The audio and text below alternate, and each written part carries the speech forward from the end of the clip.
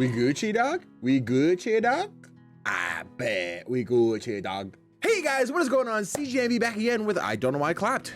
Hey guys, what's going on? CGDannyB back again with another video for today. And today, oh my God, guys, today is the day. You guys know every single year I am insanely excited for the Game Awards. But to see all these new games get announced, a bunch of games that came out this past year get recognized for different feats, whether it's art, direction, all kinds of fun stuff. I love the Game Awards. They're great.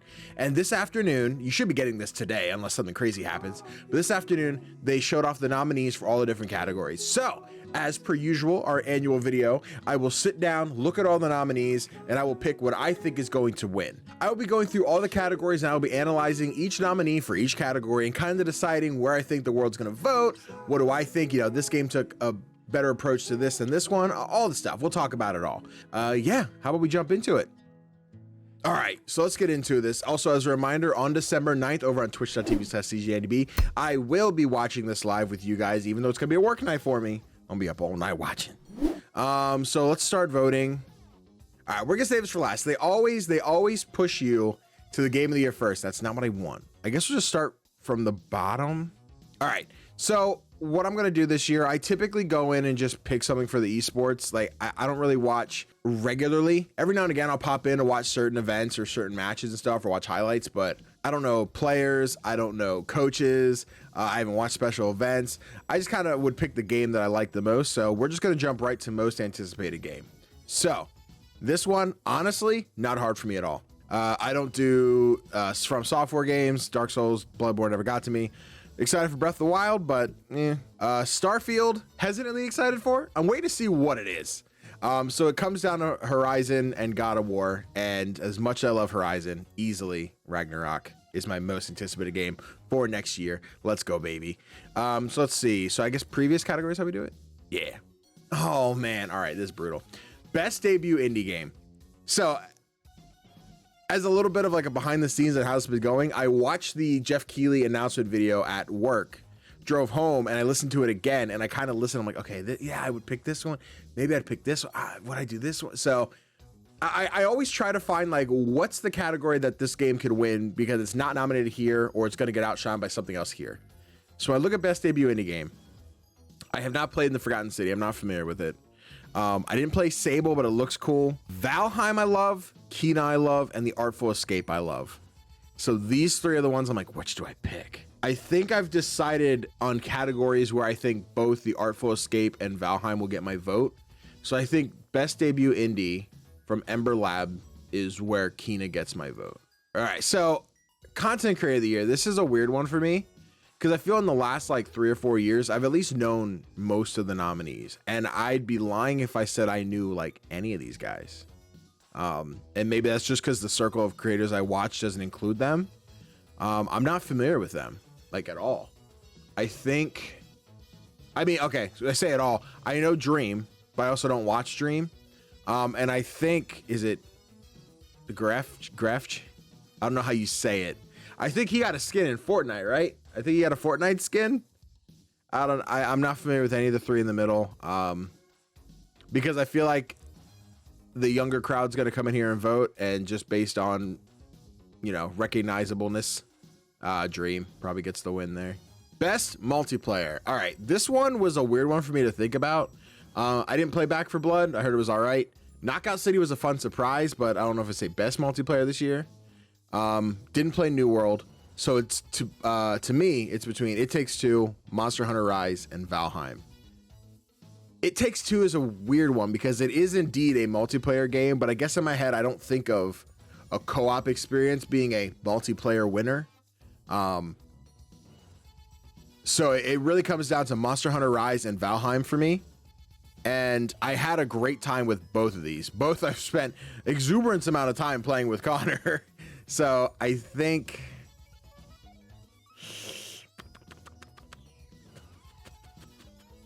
it's tough. It's really tough. I think my vote, I think it's going to go to Valheim for the sole reason that I've played Monster Hunter World. I loved it. I played Monster Hunter Rise. I loved it. But Valheim, I don't like survival games very much. Very rarely to get like anything that I'll grab. Minecraft recently, we kind of got more into it, but I'm like, I'll build a house. Valheim is one that I've just thoroughly enjoyed playing it. So I'm gonna give my vote best multiplayer to Valheim. Best sports racing game. All right, this is usually the category where Mario Kart comes in, but we don't have that. I'm perplexed. F1, not my cup of tea. Forza, I want to vote somewhere else. I know it's absolutely deserving, but I've also heard it's a great racing game, so we'll leave it in contention. Riders Republic apparently is very, very not good. So I'm going to avoid that one. I heard Hot Wheels Unleashed was really good. So I'm kind of between Hot Wheels, Forza, and FIFA. FIFA, I think it just does more of the same every single year, which is a good thing for FIFA fans. But honestly, it's strange that I'm cutting it down to 2 racing games. And I think because of uniqueness and the more go-kart racy kind of version of it, I'm gonna go with Hot Wheels in this one. Best sim strategy game. So I was actually a little confused on this one because, so the cutoff I think for this was November 10th. I don't remember, at least it was last year. I don't know if it was this year. I didn't think Evil Genius 2 was out yet because it doesn't come to Game Pass for another like 10 days or something. So I'm not sure why that's here. That game looks really cool. I'm excited to try it. I just didn't know it would be nominated if it wasn't out. Maybe it's like an early access or early betas. People liked it. So Age of Empires and Humankind aren't really my cup of tea. I'm not familiar with Inscription, but I kind of dig what's going on here. Like some kind of card game, but it looks like it's not VR, but it looks like it could be a VR game. And then Microsoft Flight Simulator, which looks super fun. Like if you're down to just fly around and recognize buildings and stuff. This is so tough. I think for me personally, I feel so bad voting for it because I haven't touched it. Yeah, I'm gonna go with Evil Genius because I know that game comes out. Whether I'm gonna like it or love it, right now it's the one that I'm most excited to play out of anything on here. Inscription probably get a close second though, because that looks cool. Best family game. So this is always a weird category because this is just where Nintendo sweeps, because 4 of the 5 nominees are Nintendo. And every year I say the same thing of like, it's a bit of a struggle because I don't play games with my family. I play games with my friends.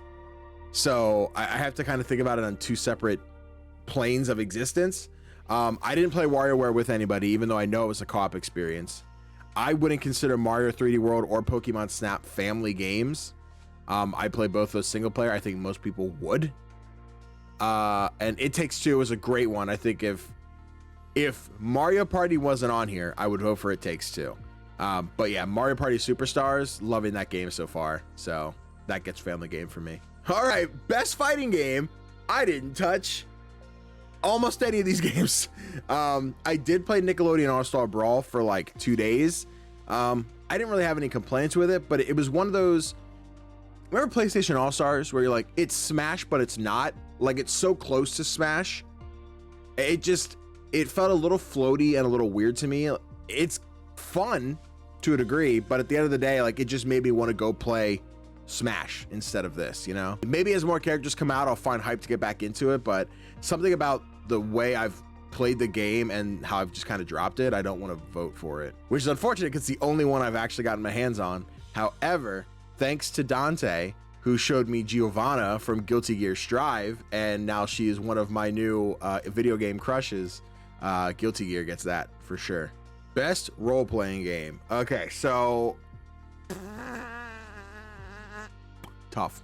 So it's the unfortunate circumstance of when the game came out, it was garbage, and I've just not had an opportunity to go back and try it, so I can't give Cyberpunk my vote. Of the 4 games left, Monster Hunter Rise has gotten most of my time.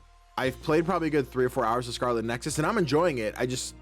Big JRPGs are really tough for me to commit to because like I so many other indie games, so many other, you know, big PlayStation exclusives. Like I could never just take the 60, 70 hours for it to, you know. So I didn't touch Shin Megami Tensei, and I played the beta for Tales of Arise. I liked both Tales and Scarlet Nexus. I think they're both really cool.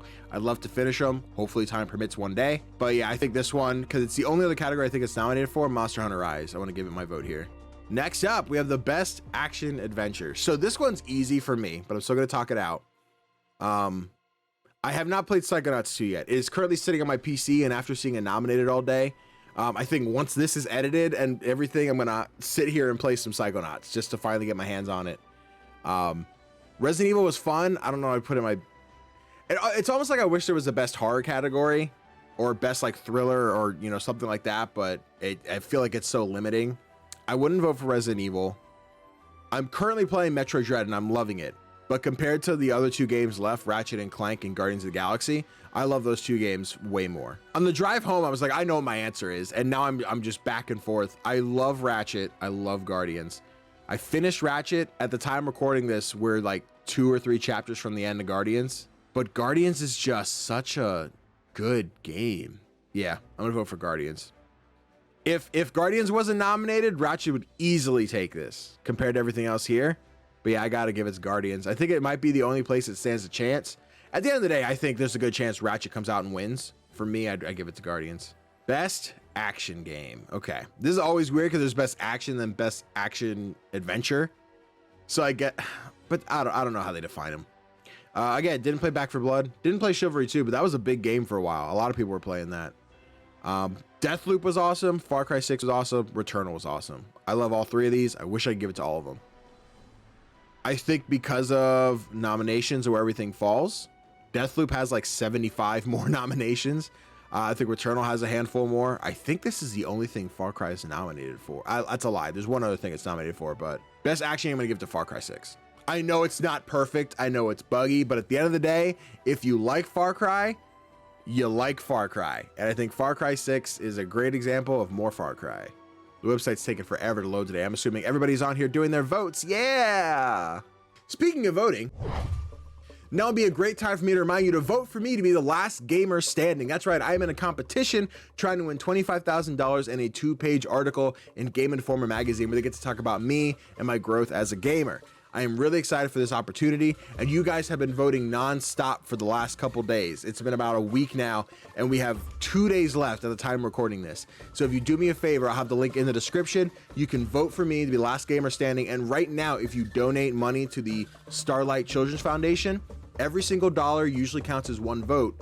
Every vote will now be doubled. So if you do $10, it's 20 votes. If you do $50, it's 100 votes. If you feel so inclined to donate to the foundation, just remember that it helps support me as well as children. And if you vote, make sure to take a screenshot and send it to me on either Instagram, Discord, or Twitter, and I will add you to a list of people who will be drawn randomly from to win pieces of merch. 3 of you are gonna get merch, so make sure you do that. You wanna get back to the votes? I do. The website broke. Hey, it's back. Best VR AR game. So I didn't play any of these in VR. I don't know if I played anything in VR this year. I was excited to try Hitman 3, but I just never got around to it. I remember I played a little bit of the first I Expect You to Die. I never touched the second one, but that was a fun game. Lone Echo 2. People also liked Lone Echo. Resident Evil 4, I felt like just kind of happened, you know? Like, I feel like everyone was talking about it for like 2 hours, and then I didn't hear about it again. Sniper Elite VR, didn't even know it existed, I won't lie to you. I think just out of the games that I played this year, I'm going to give it to Hitman 3. Yeah, I'll vote for Hitman 3. Innovation and accessibility. This one is easy. We're still going to talk it out. Far Cry 6, something I think that I fail to do is look at some of the accessibility options unless they're pointed out to me. Because like when I load up a game, I typically don't have to do much other than turn on the subtitles because most developers have them off by default. Weird. Why? Okay, anyway. But yeah, Far Cry 6, the only thing I really know about accessibility is that every time I turned the game on, it was like, press the cross button to progress. I'm sure it did a lot more. I'm sure it did. It just wasn't front and center for me. Same goes for Guardians. Same goes for Ratchet. I'm not sure what they added in accessibility. Actually, though, I'm flabbergasted that Psychonauts isn't on here. Because there was a whole kerfuffle on Twitter about the accessibility options that it had. Being able to like put on certain like settings that you could play through the game and still like 100% the game, still get the platinum without having to worry about the game being too hard. So I'm really surprised it's not on here. I'm not familiar with the Veil. Apparently it did something really cool with accessibility. I just don't know. Forza Horizon 5. I'm going to give that one my vote, and I'll tell you why. I saw a lot of people bagging on it on Twitter because they added a sign language interpreter into the game, right? So typically they'll just put subtitles in the bottom. They added someone with facial expressions, and they do hand signs to the player so they can see more expression in like what dialogue is being said as opposed to just text on a screen. People said it looked goofy, and I agree, it does look out of place, but for being the first game to do it, it's gonna feel that way. I think Forza is something really cool with that, and I like really respect it. I haven't touched Forza yet. I actually just installed it last night on my Xbox One. So I'm gonna give it a try just first to see how beautiful it is. But yeah, Forza definitely gets my vote for accessibility.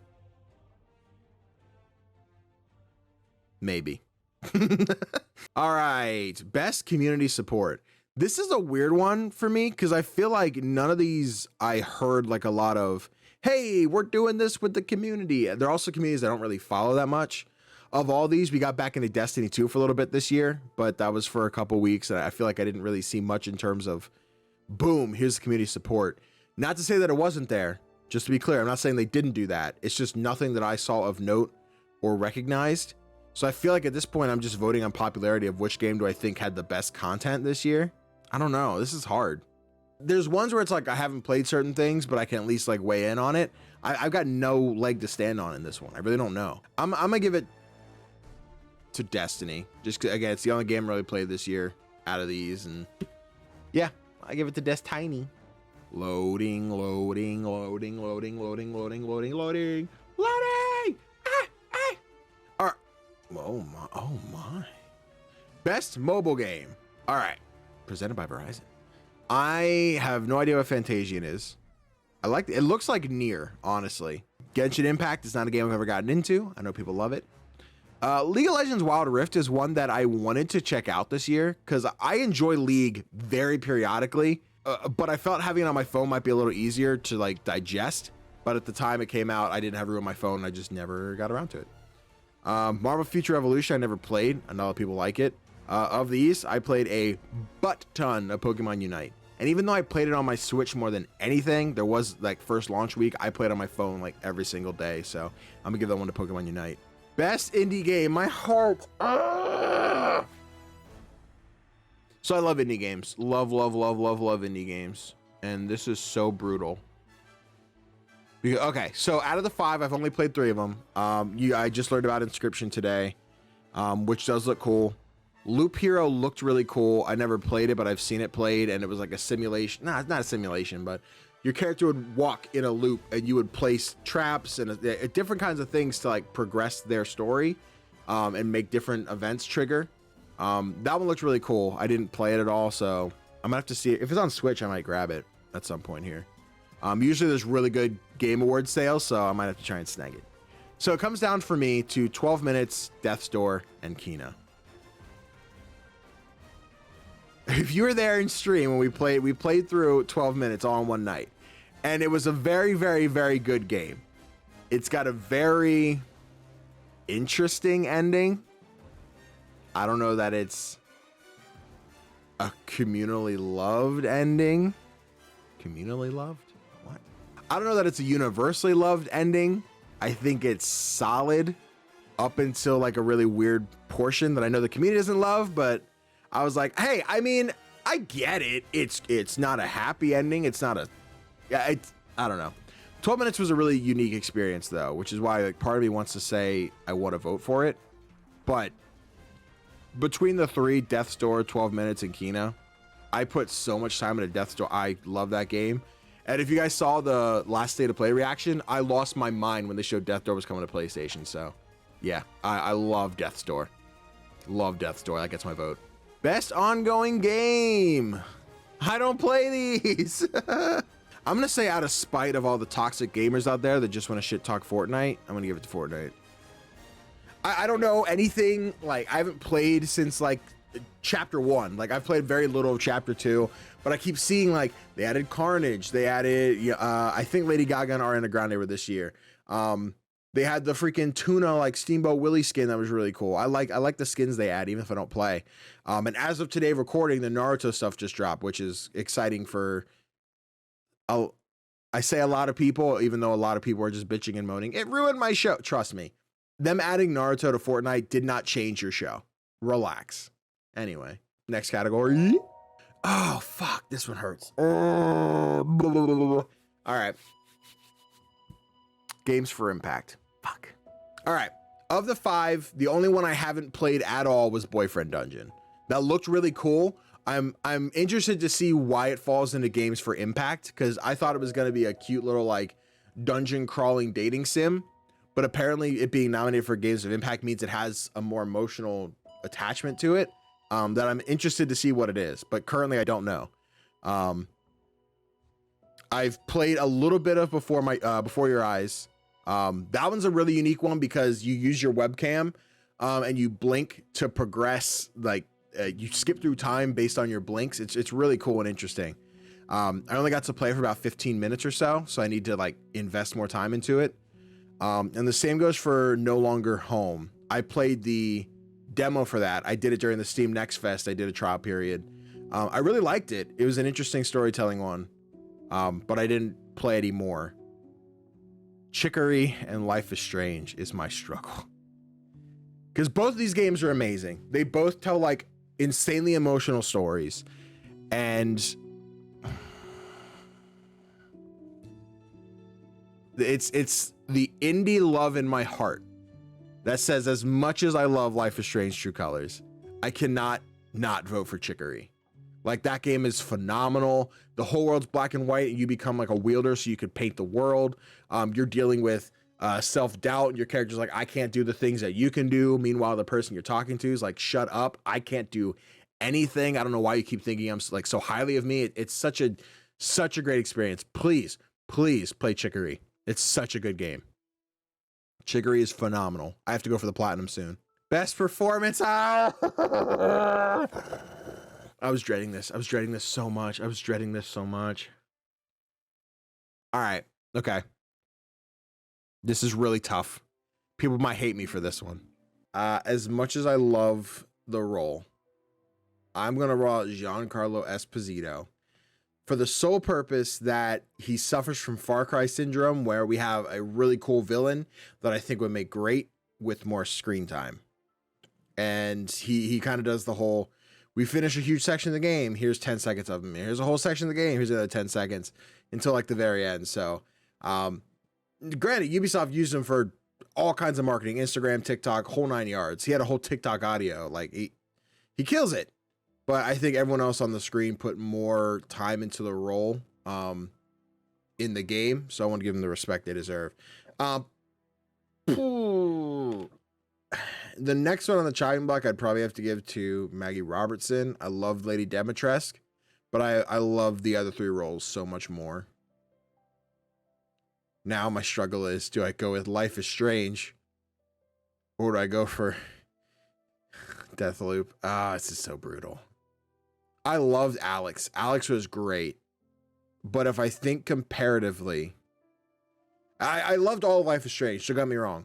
I think the most feeling that I had in Life is Strange was in like chapter 5, when a lot of like dialogue heavy moments were happening and a lot of like one-on-one conversations and a lot of emotions were running high. I think that's amazing. And not that I didn't feel anything in the first 4 chapters, but I think throughout my experience of Deathloop, I was constantly either laughing or feeling something listening to Colt and Juliana talk. So I'm going to roll out Alex, as much as I want to vote for Alex. Now it comes down to who from Deathloop's getting my vote. I think that comes down again to screen time. Juliana's great. Juliana's like she kills it as Juliana. But just listening to Colt the entire time, all the banter he has, talking to himself, making his own jokes, I got to give it to Jason Kelly. So that's where my vote's going to go, for Colt for Deathloop. Best score and music.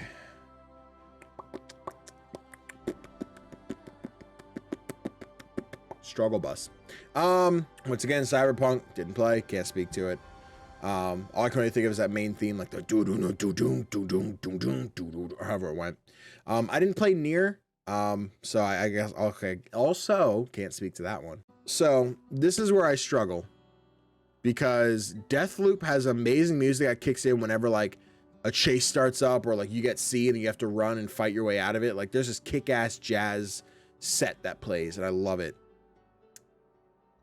Artful Escape is so built around the music that it's like, how do I not, you know? but at the same note, so is Guardians in a way.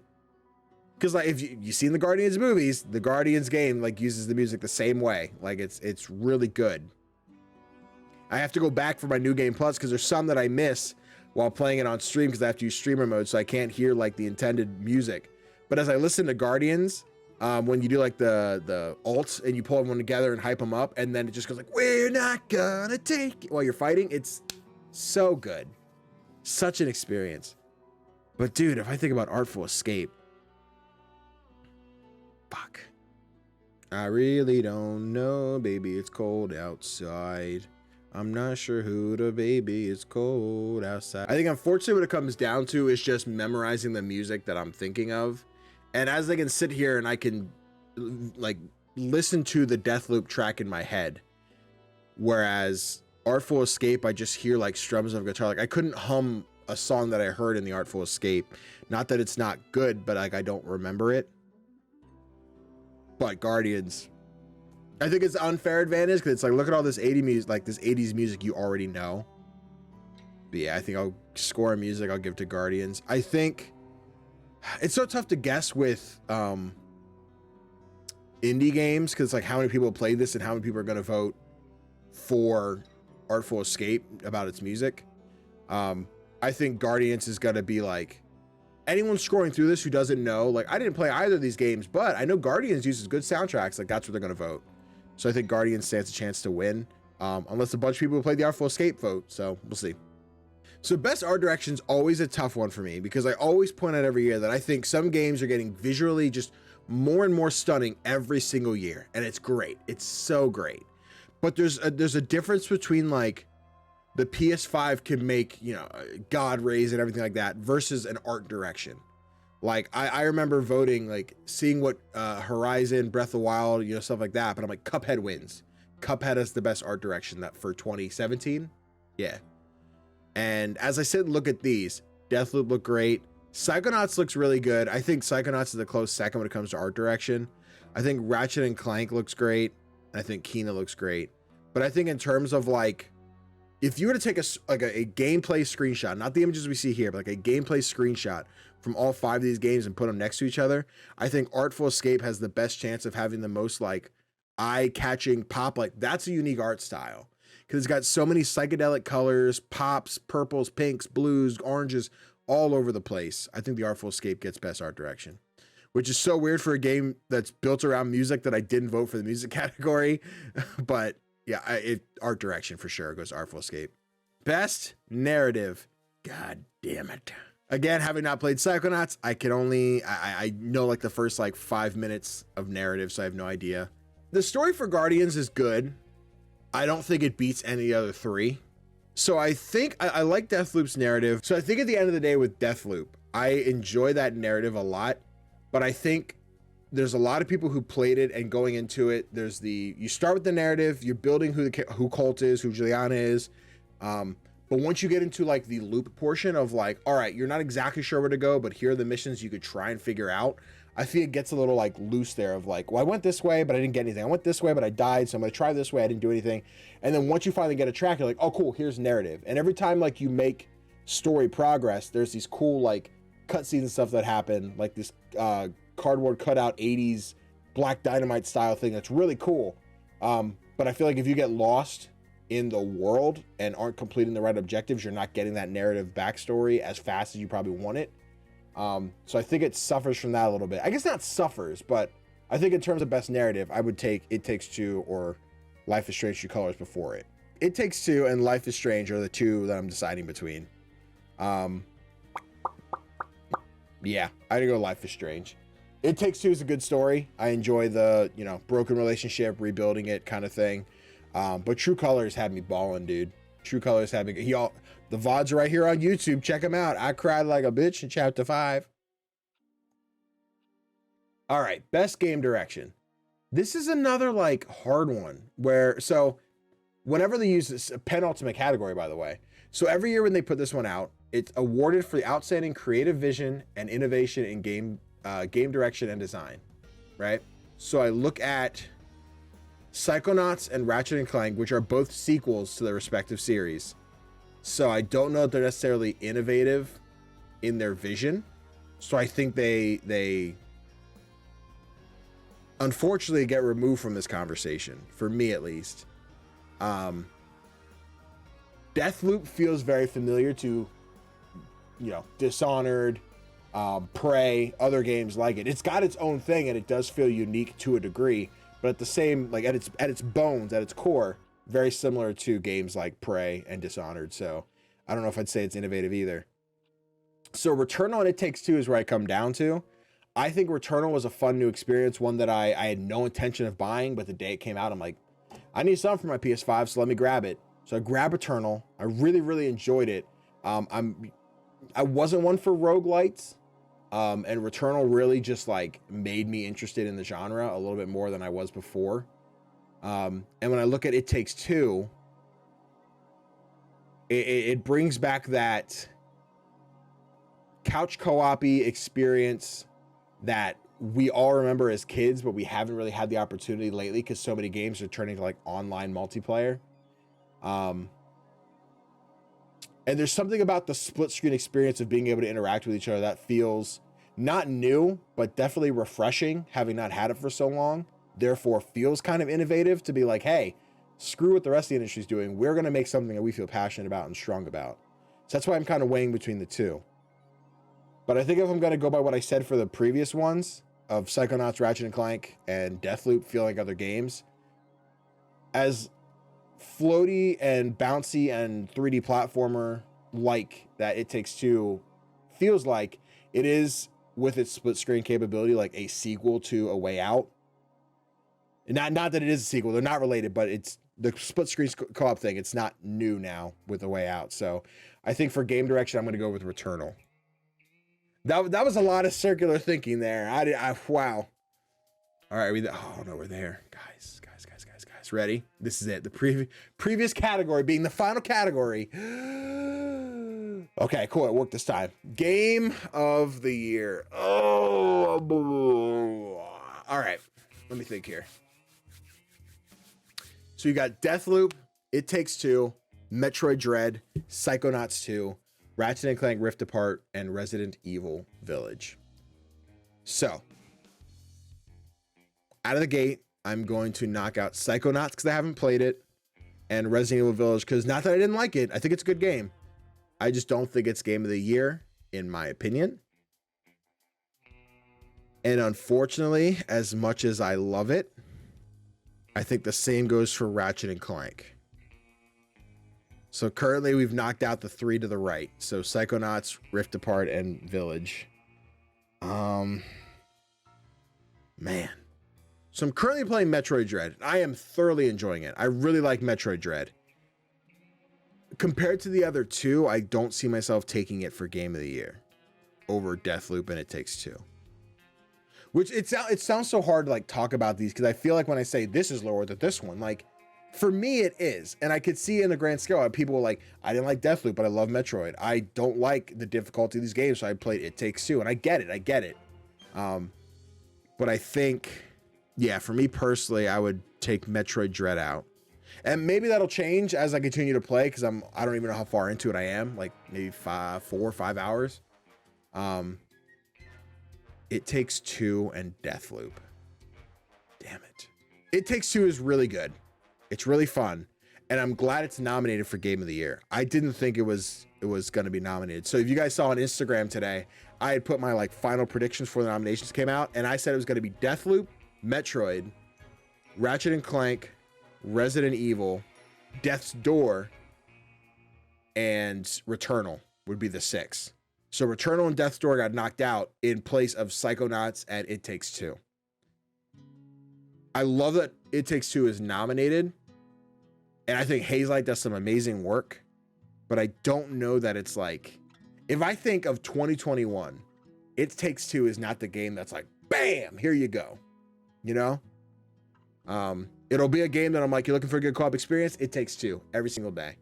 But if someone's like 2021 game, I'm like, there are more. It's so tough looking at this list because since the nominations came out, I've seen so many people being like, what a weak year for games. It's such an average year, not even good games, because we don't see a God of War. We don't see a Red Dead. We don't, as much as I hated Red Dead, we don't see Horizon. We don't see Mario, Zelda. You know, we don't see these huge franchises, but these 6 games are so great.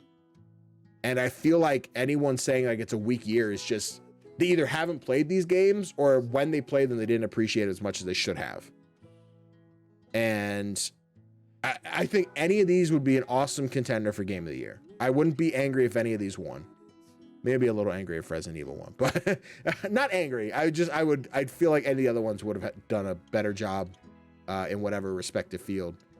But at the end of the day, my vote's going to go to Arcane Studios and Bethesda for Deathloop. I thoroughly enjoyed Deathloop. I think it was a great experience. I think it did something super unique with the roguelike formula that made it not a roguelike, but a action adventure game where time travel and time manipulation was an important part of the story. Yeah, I love Deathloop. I think it's such a good game. Once again, guys, thank you so much for watching this video. I hope you enjoyed. If you did, please do me a favor, hit that thumbs up. It helps spread the video so more people get to see it. And let me know in the comments below, what did you think of the nominations for this year? Are there any particular categories you feel strong about? Let me know who you voted for, and let me know out of those 6, which one is your 2021 Game of the Year? Which one do you think deserves that coveted title for this year's Game Awards? As a reminder, don't forget, over on Twitch, Monday, Wednesday, Friday, we stream, and then on December 9th, we'll be doing a reaction to the Game Awards, so make sure you follow me and turn on notifications for that. And as a last reminder, last gamer standing, 2 days left to vote. Make sure you go in there and do it for round 1. That way we can move on to the next round. I'd be super appreciative of it. Thank you, thank you, thank you. And I will stop talking now. You guys enjoy your week. Have a great one. Thank you for watching.